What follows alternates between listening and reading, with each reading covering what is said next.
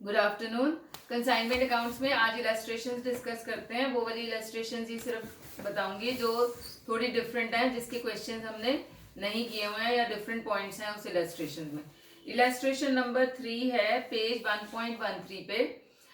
हम जब स्टॉक की वैल्यूएशन करते हैं, क्लोजिंग स्टॉक की या कंसाइनमेंट स्टॉक की कंसाइनमेंट अकाउंट्स में, तो हम क्या करते हैं, उसमें उसकी स्टॉक कॉस्ट प्राइस या इनवॉइस प्राइस जो भी दी हुई है plus the non recurring expenses of the consignor and consignee जो होते हैं वो हमने ऐड करके फिर उसकी वैल्यू निकालनी होती है।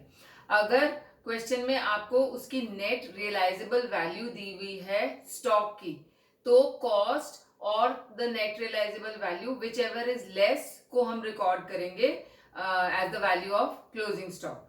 तो इस क्वेश्चन में हमारे को पार्ट ए में तो ठीक है, वैल्यूएशन ऑफ कंसाइनमेंट स्टॉक निकालना है, उसके अंदर नॉर्मल तरीके से एक्सपेंसेस ऐड करके प्रोपोर्शनेटली ऐड किया हुआ है। सेकंड पार्ट में जो बी पार्ट है उसमें पूछा हुआ है what will be the value of consignment stock if the net realisable value of one machine is 210।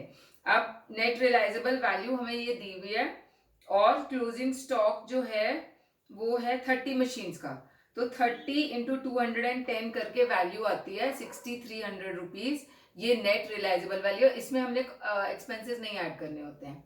और कॉस्ट ऑलरेडी फर्स्ट पार्ट में कैलकुलेट की हुई है, वो है 6360। तो इस केस में दोनों में से कम कौन सा है, 6300, वो रिकॉर्ड करेंगे हम as the value of consignment stock.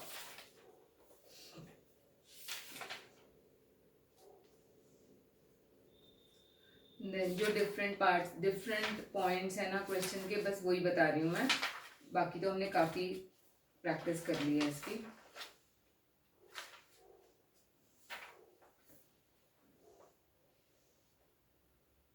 Okay, illustration number 9 है पेज 1.25 पे। इसमें देखो कि सेकेंड पैराग्राफ में a took delivery of the goods on 10th April and immediately accepted the bill drawn on him for 40,000 for 60 days and consignee reported that 140 bags were sold. ये तो sale आ गई। Damaged bags were sold, damage हमें दिए हुए हैं कितने हैं, यस, थर्ड लाइन में लिखा हुआ है 30 bags were damaged in transit on 31st May। तो ये जो डैमेज बैग्स थे ये भी सेल हो रहे हैं 110 रुपीज पे and he incurred the following expenses. तो हमने एबनॉर्मल लॉस अकाउंट में पहले तो नॉर्मली तरीके से ये जो 330 बैग्स डैमेज हुए हैं उसका का पूरा एबनॉर्मल लॉस हमने कंसाइनमेंट अकाउंट में क्रेडिट साइड पे दिखा देना है, और उसके बाद एबनॉर्मल लॉस अकाउंट में आप बाय सेल्स करके जो 30 इंटू 110 है वो आ जाएगा, या बाय ए करके, क्योंकि ए सेल कर रहा है, जो इंश्योरेंस कंपनी से आया है वो ले लेंगे और बाकी का प्रॉफिट एंड लॉस अकाउंट में ट्रांसफर हो जाएगा। और जो सेल हो रहा है 3300 का, उसके ऊपर उसको कमीशन भी मिलेगी। ऐसा क्वेश्चन भी हमने किया हुआ है, लेकिन मैंने कहा फिर एक ही क्वेश्चन था ऐसा, तो इसलिए ये मैंने कहा दोबारा रिवाइज करा देती हूँ आपको। इलस्ट्रेशन नंबर 7 है पेज 1.28 पे। इसके अंदर क्या है, लास्ट लाइन है, second last line, Mohan informed that 50 articles were damaged in transit and they could bring 70% of their cost. तो ये 70% ऑफ देयर कॉस्ट है, कॉस्ट में हम प्रोपोर्शनेट एक्सपेंसेस भी इंक्लूड करते हैं। तो जो वैल्यू ऑफ स्टॉक इन्होंने निकाला हुआ है 50 आर्टिकल, सॉरी, जो नॉर्मल लॉस है 50 आर्टिकल्स का, उसकी कॉस्ट से मल्टीप्लाई करके या इनवॉइस प्राइस से मल्टीप्लाई करके 25 से प्रोपोर्शनेट एक्सपेंसेस ऐड हो जाएंगे इसमें, और कॉस्ट ऑफ 50 आर्टिकल्स जो है 1296, ये तो पूरे का पूरा कंसाइनमेंट अकाउंट में आ जाएगा। एबनॉर्मल लॉस अकाउंट में 1296 के बाद 70% ऑफ 1296 जो है वो आप बाय मोहन लिख दोगे और बाकी का इसके ऊपर कमीशन भी दे दोगे और बाकी का प्रॉफिट एंड लॉस अकाउंट में ट्रांसफर हो जाएगा।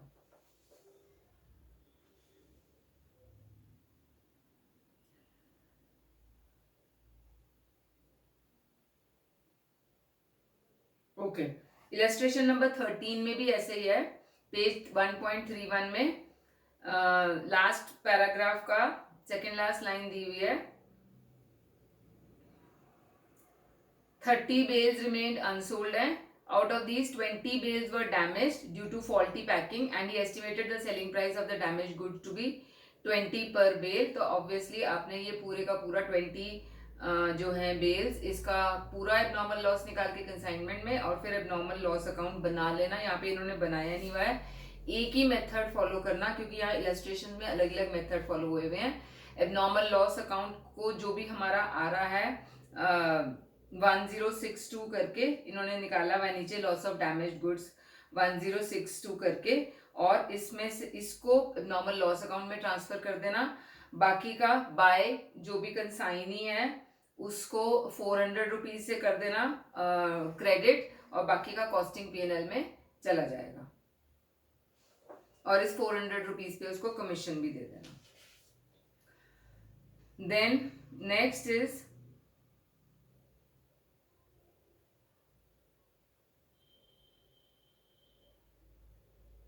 इलस्ट्रेशन 14 तो हो जाएगी। इलस्ट्रेशन नंबर 15 में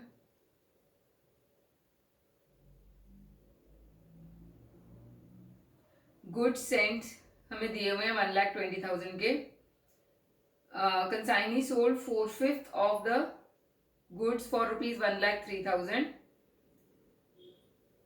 incurring cash selling expenses of this much. Goods of the invoice price of this much were damaged due to negligence of the consignee. These goods were sold for 2,800. Okay, it was agreed that the consignee would not be entitled to commission on this amount. यहाँ पे question में specifically mentioned है कि जो उसने damaged goods बेचे हैं उसके ऊपर उसको कमीशन नहीं मिलेगी, तो आपने ये नहीं देनी है। Then Puneet agreed to take the remaining goods himself at 10% above the invoice price without charging any commission on the amount. इसके ऊपर भी कोई कमीशन नहीं मिलेगी उसको। तो इसके अंदर डैमेज या उसने गुड्स कितने टेक ओवर कर रहे हैं वो सिंपल तरीके से मैं बता देती हूँ। जो गुड्स सेंट है वो 1,20,000 के हैं, ये इनवॉइस प्राइस पे है, माइनस गुड्स सोल्ड है 4/5 ऑफ द गुड्स, तो इसी का 4/5 निकाल लेते हैं। इनवॉइस प्राइस पे सब कुछ निकालना है हमने। 1,20,000 का 4 डिवाइड बाय 5 करके 96,000 के इनवॉइस प्राइस की वैल्यू के गुड्स सेल हो गए हैं। 24,000 के गुड्स रह गए, उसमें से डैमेज गुड्स की इनवॉइस प्राइस हमें दी हुई है 6,000 की, माइनस डैमेज गुड्स, इसकी इनवॉइस प्राइस हमें 6,000 दी हुई है, रह गए 18,000 की इनवॉइस प्राइस के गुड्स, ये क्लोजिंग स्टॉक रह गया। इसके ऊपर 10% ऐड करके 19,800 की वैल्यू ऑफ गुड्स इसने टेक ओवर करे हैं, और ये आपने उसको ही दिखा देना है, बाय पुनीत ही दिखा दोगे 19। इसके अंदर आप वो नहीं ऐड करोगे एक्सपेंसेस, क्योंकि इसी वैल्यू पे उसने टेक ओवर किया है और कोई कमीशन नहीं मिलेगी इस पे। ओके, नेक्स्ट क्वेश्चन तो हो जाएगा।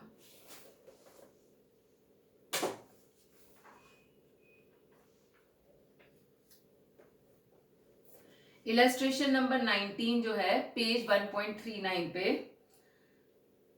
Krishna Murthy request you to prepare consignment account for the year ended 31 March. इसके अंदर देखो हमारे को एजेंट की कमीशन दी हुई है on 5% on gross sales, cost of goods fully damage दिए हुए हैं, एक्सपेंसेस बाय द एजेंट दिया हुआ है, तो गुड्स सेंट ऑन कंसाइनमेंट हमें नहीं दिया हुआ है इस क्वेश्चन में, वो हमारे को कैलकुलेट करना है। कैसे कैलकुलेट करोगे? आप कमीशन से टोटल सेल्स निकाल लोगे।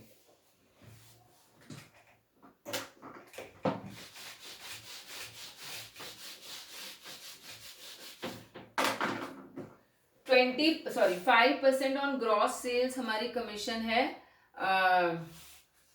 20,000, तो 5% ऑन x अगर 20,000 है तो x will be 20,000 into 100 by 5, 4 lakh rupees हमारी सेल्स आ जाएगी। अब इस सेल्स को कुछ दिया हुआ है, लास्ट में दिया हुआ है, all sales were affected by the agent at a profit of 25% on cost। 25% on cost है, that means 1/4 on cost, तो on sales कितना हो जाएगा 1/5। तो therefore cost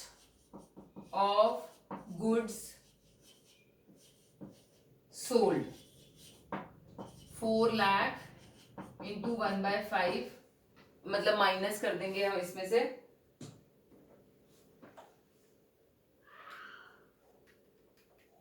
माइनस कर दो इसमें, -1/5 ऑफ 4 lakhs,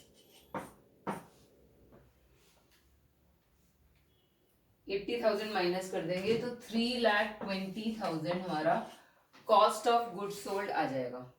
इसके बाद जो डैमेज्ड गुड्स हैं उसकी वैल्यू हमें दी हुई है, cost of goods fully damaged in transit 20,000 की, ये ऐड कर देंगे, और जो क्लोजिंग स्टॉक दिया हुआ है हमारे को अनसोल्ड स्टॉक वो भी ऐड कर देंगे, तो total goods sent on consignment हो जाएगा, plus goods damaged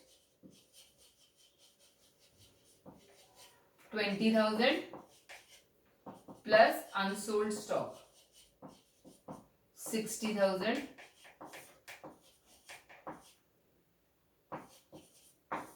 this will be the value of goods sent on consignment. इसको ऐसे निकालना है, जो भी क्वेश्चन में इंफॉर्मेशन है उसको यूज करके निकालना है। नेक्स्ट है आपका इलस्ट्रेशन नंबर 21 पे, पेज 1.41, इसमें क्या है, कुछ बताने वाला है?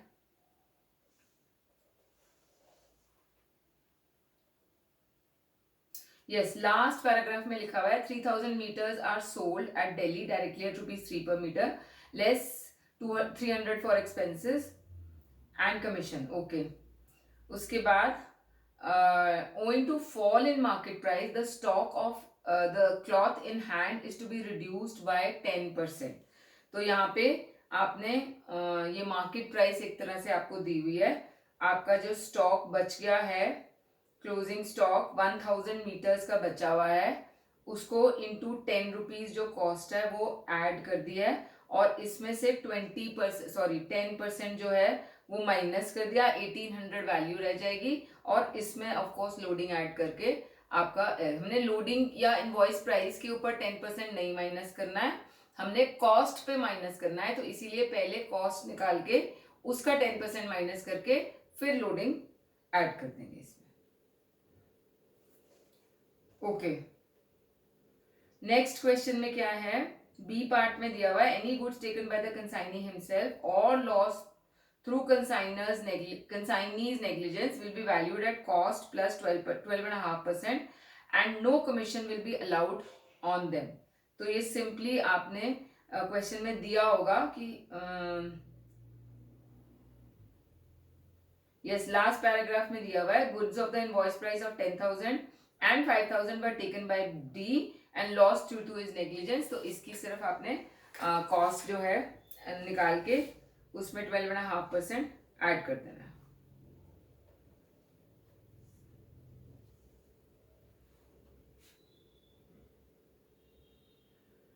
क्वेश्चन नंबर इलस्ट्रेशन 23 में लास्ट में लिखा हुआ है 20 of the unsold bicycles were shop soiled and to be valued at a depreciation of 50%। ये मार्केट वैल्यू है, तो ऑब्वियसली आप इसकी जो कॉस्ट है वो निकालोगे और उसका 50% उसमें से माइनस करके फिर ऐड कर दोगे। अनसोल्ड बाइसिकल एक्चुअली ज्यादा हैं, 160 है, उसमें से 20 जो है वो शॉप सोल्ड है, तो 20 की वैल्यू निकालेंगे 20 into 80 करके, और उसका आधा जो है वो माइनस कर देंगे। ओके, यस, नेक्स्ट क्वेश्चन में इलस्ट्रेशन नंबर 24 में लास्ट पैराग्राफ में इसमें कमीशन का पॉइंट है, इसमें Y was entitled to a commission of 25 per bicycle sold plus 1/4 of the amount by which the gross sale proceeds less total commission thereon exceeded a sum calculated at the rate of 125 per bicycle sold। तो इसको कैसे निकालना है आपका, total sales आपको देखो consignment account में credit side पे दिया हुआ है 48,000 प्लस 25,800, तो ये बन जाती है 73,800। टोटल सेल्स जो करी हैं वो है 73,800, let commission be equal to x% या x।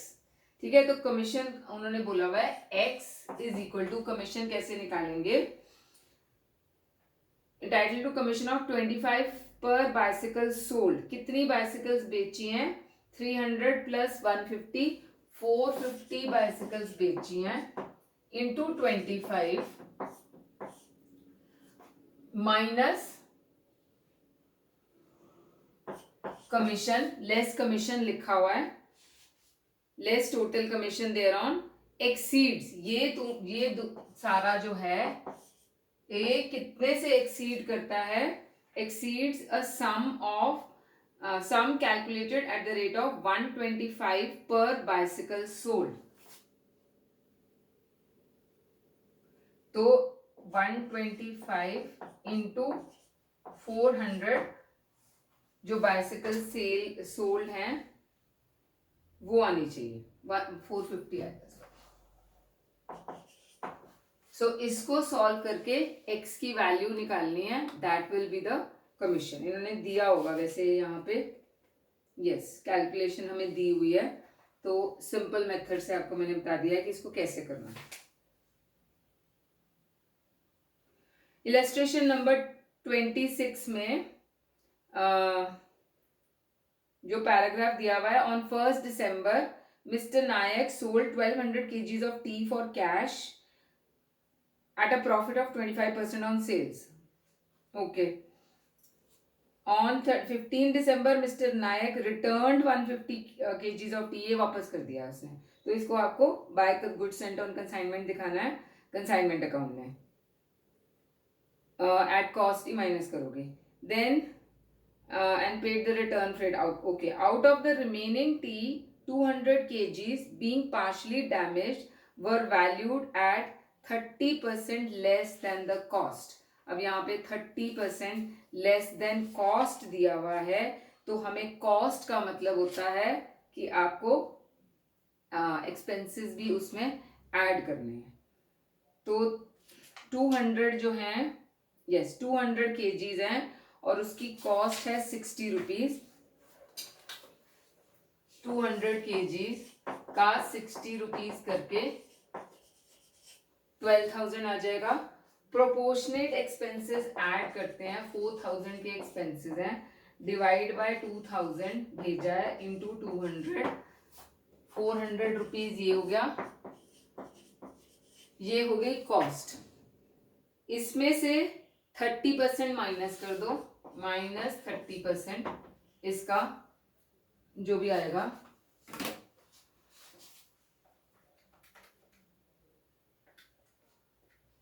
$3720, और बाकी जो रह गया 8680, ये आपका क्लोजिंग स्टॉक की वैल्यू आ जाएगी। और जो 30% ये जो लॉस है ये वाला, इसको हम एबनॉर्मल लॉस ट्रीट करेंगे, इसमें एक्सपेंसेस ऑलरेडी इंक्लूडेड है, तो इसको एबनॉर्मल लॉस ट्रीट किया जाएगा क्योंकि ये पार्शियली डैमेज है। ठीक है, पहले जो हमने क्वेश्चंस किए थे उसमें क्या था, पूरे के पूरे स्टॉक को 30% से कम कर दिया या लेस देन डेप्रिशिएट कर दिया, तो ये पार्शियली डैमेज है, तो जो डैमेज्ड पार्ट है उसको हमने एबनॉर्मल लॉस ट्रीट कर देना है।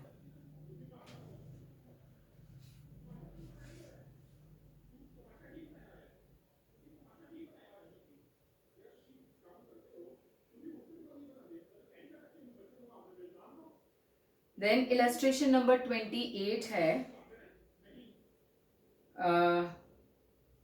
इसमें ना आपको वो दिया हुआ है, Mantu of Chennai consigned goods of the value of 50,000 to Pandey of Patna. This was made by adding 25% on the cost. Okay. Mantu paid thereon this much for freight and for insurance. During transit, 1/10 of the goods were totally destroyed by fire, and a sum of this much was realized. On arrival of the goods, Pandey ने इतना पे किया, 1/9 of the remaining goods, ऐसे करके हमारे को दिया हुआ है। तो ऐसा है कि हमें क्या निकालना है इसके अंदर, जो कंसाइनमेंट स्टॉक है वो उसकी वैल्यू या उसका अमाउंट कैसे निकलेगा वो देखो। आपका कॉस्ट पे करते हैं, 50,000 पे भेजा हुआ है उसने,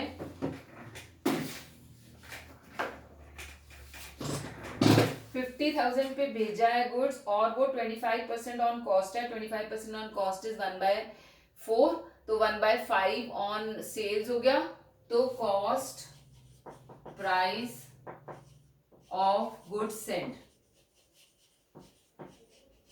40,000 है, 1/5 ऑफ 50,000, 10,000 हो गया लोडिंग, माइनस करके 40,000 हो गया। इसमें से आपका क्या लिखा हुआ है, 1/10 of the goods were destroyed by fire, minus lost by fire, 1/10 है इसका, यानी कि 4,000 लॉस्ट हो गया फायर से, 36,000 रह गया। इसमें से उसने बोला है 1/9 of the remaining goods was again destroyed by fire in the godown मतलब कंसाइनी के पास पहुंच के, तो therefore 1/9 again lost by fire, 1/9 of this क्या, 9 4 36, 4,000 हो गया, 32,000 ये हमारा रह गया है। इस 32,000 में से कितना बेचा है उसने, half of the original goods sold for 30,000, original goods कितने थे 40,000, माइनस हाफ ऑफ 40,000 जो है वो सोल्ड है, यानी कि 20,000 सोल्ड है, 12,000 रह गया।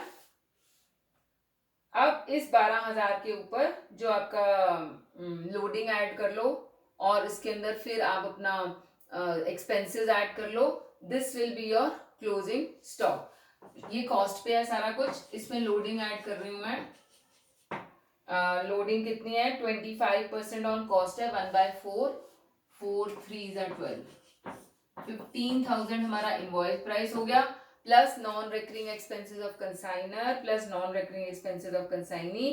कंसाइनर के नॉन रिकरिंग एक्सपेंसेस हैं 4,000, तो वो 4,000 डिवाइड बाय 50,000 इंटू 15,000 करोगे तो उसके कंसाइनर के एक्सपेंसेस आ जाएंगे,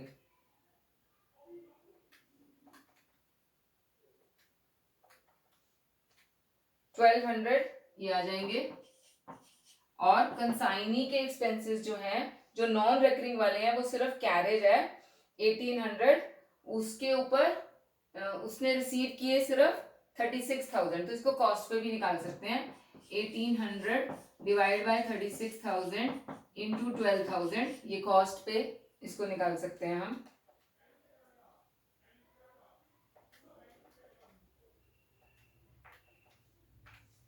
600 रुपीज ये आ जाएगा,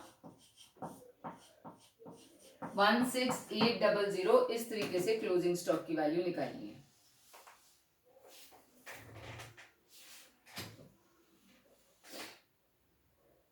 यस 16800 दी हुई है।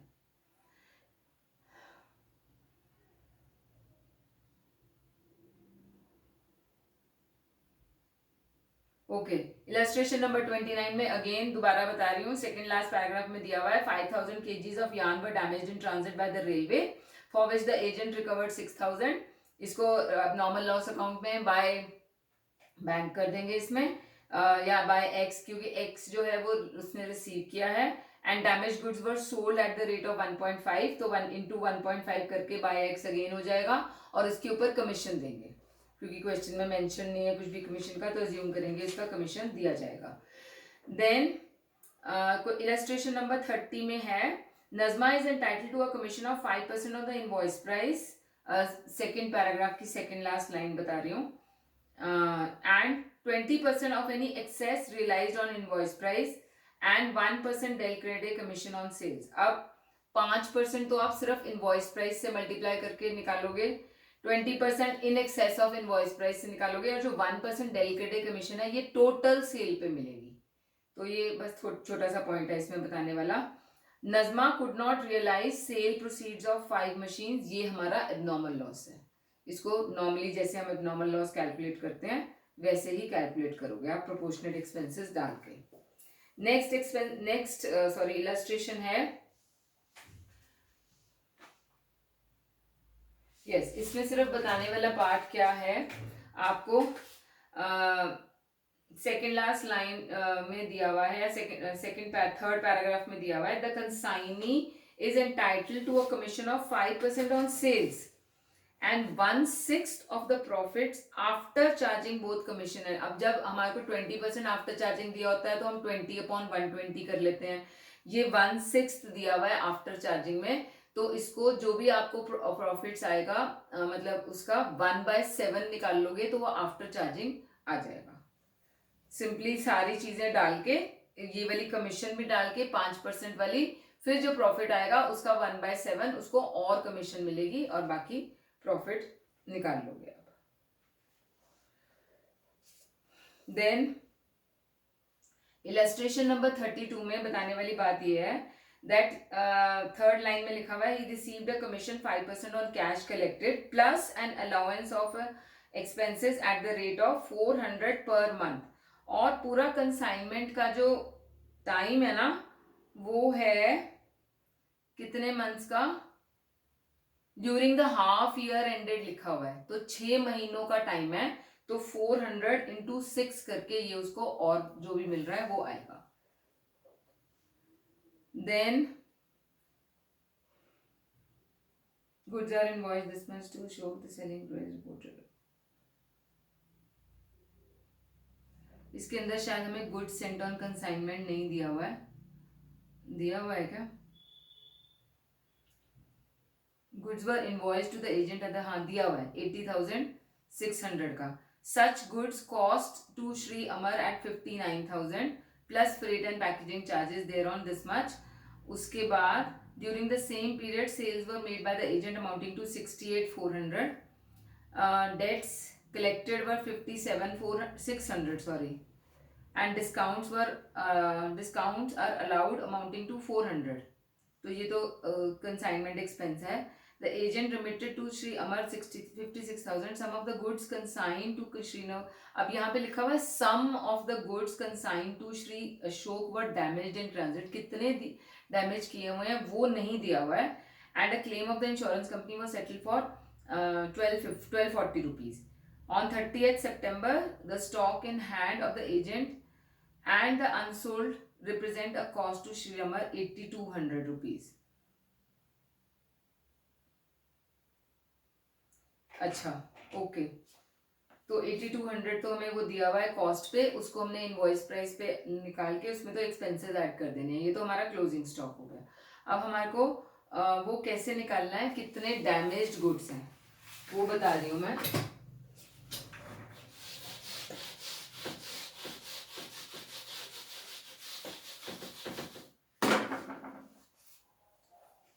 हमारे जो गुड्स सेंट हैं उसकी कॉस्ट है 59,000, कॉस्ट ऑफ गुड्स सेंट,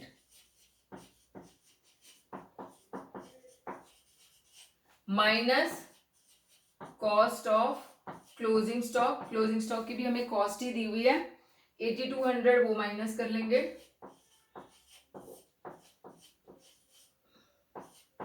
50,800 ये आ गया। अब इसमें से हमने कॉस्ट ऑफ गुड्स सोल्ड निकाली, माइनस कर देना है, minus cost of goods sold. Cost of goods sold कैसे निकालोगे, जो उसकी सेल वैल्यू है ना, सॉरी जो इनवॉइस प्राइस है, अगर इफ इनवॉइस प्राइस इज 80,600 तो कॉस्ट इज 59,000, और अगर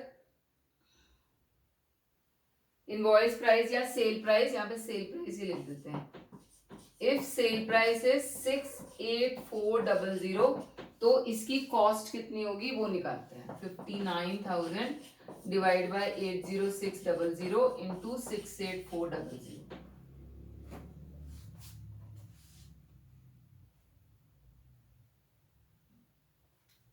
59,000 into 68400 divided by 80600, which comes to 600 50069,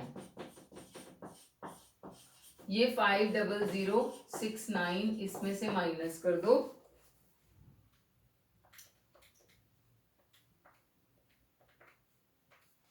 731 rupees का जो है वो हमारा एबनॉर्मल लॉस आएगा। ऐसे इसको कैलकुलेट करना है और इसके अंदर आपने प्रोपोर्शनेट एक्सपेंसेस ऐड कर देना है क्योंकि हमने कहीं पे भी एक्सपेंसेस नहीं लिए हैं। So this is how you calculate abnormal loss. Next is in the sales ledger of XY goods company the following account appears।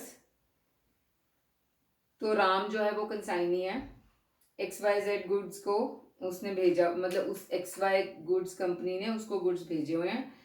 तो हमारे को क्या दिया हुआ है, on inquiry you find that the debit to Ram of 12,000 represented goods costing 10,000 delivered to him on the understanding that he will try to sell them in his own make or otherwise return them.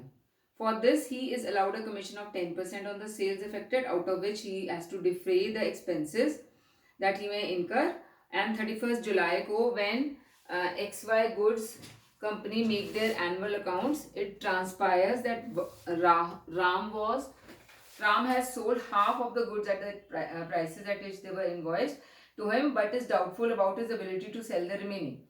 He therefore purposes to offer his customers a special trade discount of 20% and to waive any further sales commission. And to this the XY goods company agreed, and he took this information into account when they booked. तो आपने क्या करना है, correcting entries डालनी है। Correcting entries क्यों डालनी है, क्योंकि उसने अपनी बुक्स में राम मतलब XY कंपनी ने राम की बुक्स में सेल दिखा दी है, तो उसको राम डेबिटेड टू गुड्स लिखा हुआ है ना, तो इसकी उल्टी एंट्री डाल देंगे, गुड्स डेबिटेड टू राम करके 12,000 की। सिमिलरली जो एक्सपेंसेस हैं 720 रुपीज वो तो कंसाइनमेंट अकाउंट में जाएंगे, तो 720 expenses account debited to consignment, इसको आप अलग अलग भी डाल सकते हो। Consignment account debited to Ram इस 720 रुपीज, ये रिवर्स कर देंगे एंट्री और ये आ जाएगी। उसके बाद जो consignment to goods sent on consignment 10,000 की, ये करेक्ट एंट्री डल जाएगी। और हाफ ऑफ द गुड्स जो सेल हुए हैं वो 6,000 की एंट्री वो आ जाएगी। उसके ऊपर कमीशन 10% की वो उसकी एंट्री आ जाएगी।